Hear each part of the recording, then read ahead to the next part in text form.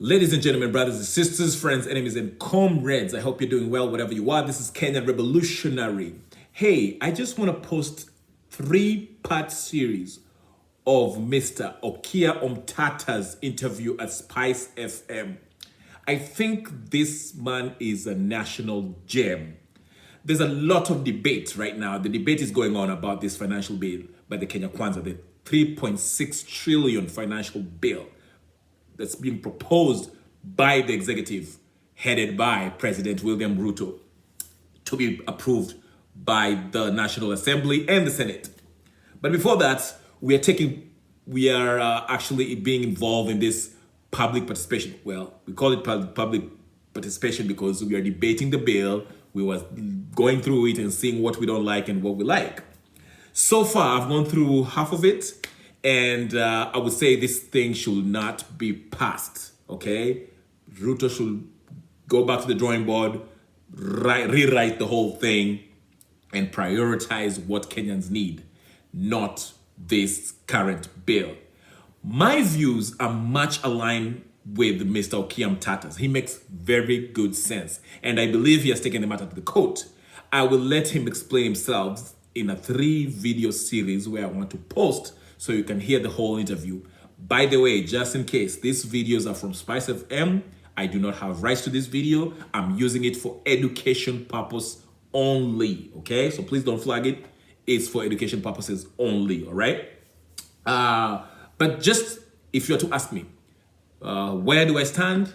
I simply like to associate myself with Mr. Okiya Omtata's sentiments. I think it makes perfect sense. This thing is unconstitutional. This thing is not fair to the Mwananchi, especially the common Mwananchi, and especially the so-called middle class of Kenya, okay? Because they are being overtaxed. You cannot spur economic growth by overtaxation. It has never worked anywhere. In fact, it kills industry. It kills the economy. My main argument is this. Listen, if you tax the people who have small businesses, because now they have to pay that extra 3% to match up the 3% that's being taken away from their employees. That's a huge takeaway that will not help them grow their own business. That's just one example, but there's a myriad of reasons that I could come with. But let's hear Okiya Omtata. And if you haven't subscribed to my channel, please go ahead, subscribe, share, comment, tell me what you think, okay? And I'll see you guys later. Peace. To court about the finance bill. What are you challenging in the finance bill? I'm challenging it, a finance bill, on 2 aspects, right. 2 broad aspects.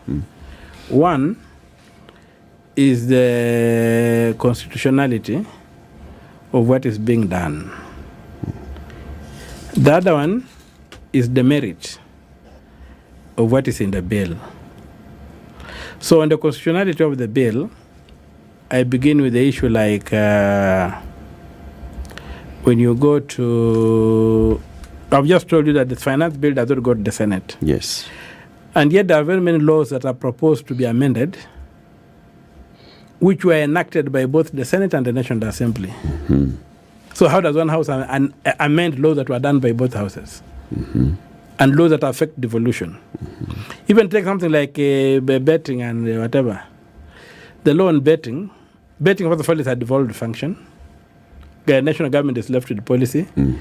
They are imposing taxes on betting and stuff. They are amending the Betting Act, which was enacted by the Senate and the National Assembly. So how does one house amend this kind of laws? You have been talking of housing. Housing is devolved. They're engaging in housing, then the Senate is locked out. How does it work? You see. You have seen that trying to amend the law on statutory instruments through the Finance Act. Now, the Statutory Instruments Act, a law, is one that controls the power of the national government to make law or to make regulations or subsidiary legislation. So you'll find that these laws are supposed to expire after 10 years. Because Parliament donates the power to the executive to make regulations and some technical laws of a technical nature, which may not be available to Parliament to do. But then it requires that when they are made, they are brought to Parliament for approval. Then they have a lifespan of 10 years. There's a sunsetting clause. They expire after 10 years, and the executive is required to make a new request to Parliament if they want to continue to make new laws, whatever, to ensure that the power to make law remains with Parliament. Parliament. Now, there's an innocuous clause deleting that 10-year sunsetting rule so that the executive can do what it wants. You see? So regulations can actually remain in perpetuity. In perpetuity. Right. So it is whittling down the power of Parliament, removing the capacity of Parliament to oversight the executive. So that's an unconstitutional provision. Yeah. You come to property laws, property rights. If there's something like the housing bill, Parliament, the executive is only allowed to tax, not to force people to save. Under Article 40, you are supposed to, you can own property anywhere in Kenya and you can use it the way you want, provided you're not breaching the law. When you go to Article 36, it says you cannot be forced to join an association.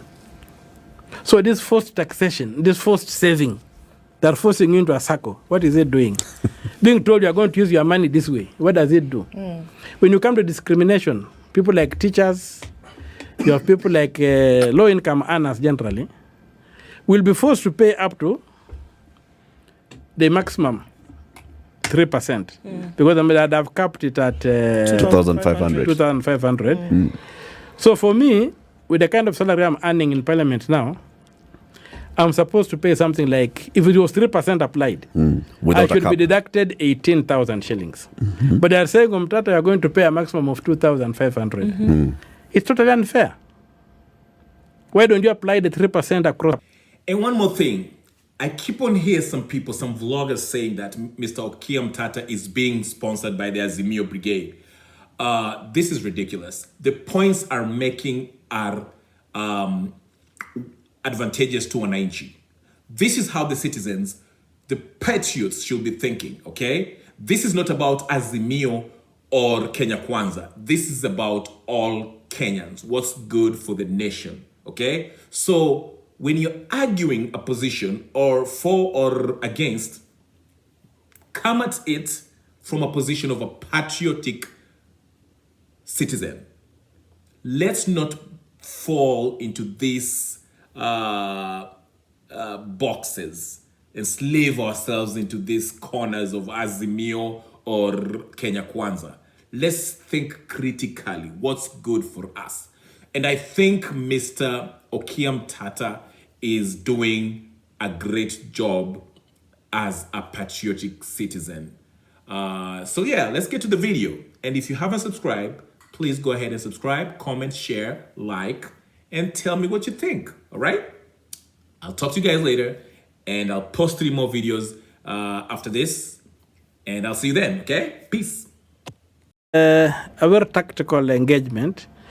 There's a prayer for the court to intervene with the bill, and there's a prayer with the court in case that doesn't happen, then the court to quash the act when it has already been passed. So it's a marathon, not a sprint, what you are engaged in.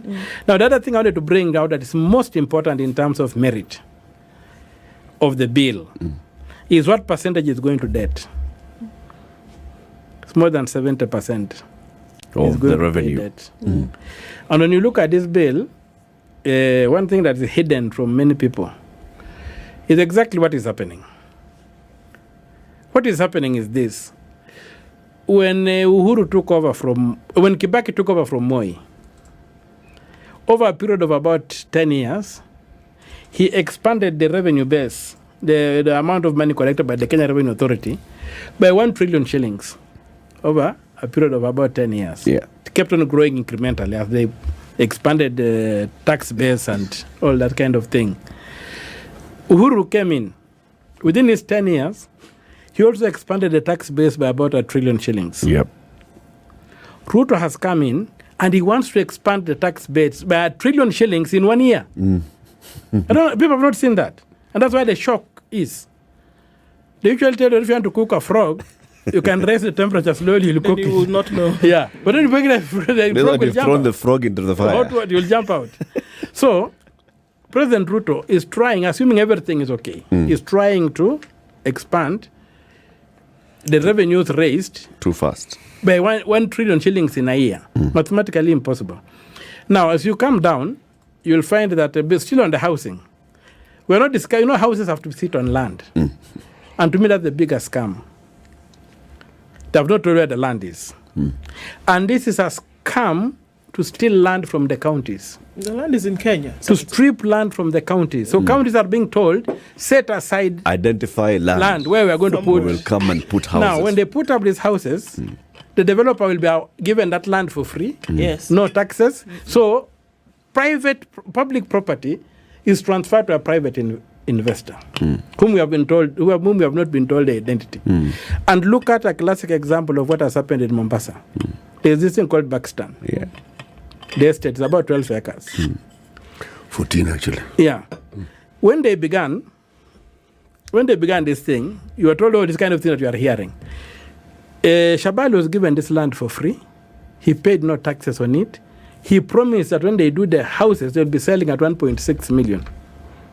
Right now, the lawyers are asking for 6 million. He got the land for free. The county lost the land. And the people who are supposed to be in low housing are not getting it. When you listen to Hinga talking, he said the units will be valued at around 50,000 shillings per square meter. Now, if you go to Great Wall out here, you will find that the units are going for about 30,000 shillings a square meter. Great Wall, there was no free land. Taxes were paid. It's a private developer. It's in Nairobi. So why should the government get free land, get free money from this fund, pay no taxes, and give us houses at a much higher price than what our private developer is giving in Nairobi? So this is a Ponzi scheme. This is a scam. What's the role of Parliament in oversighting these things?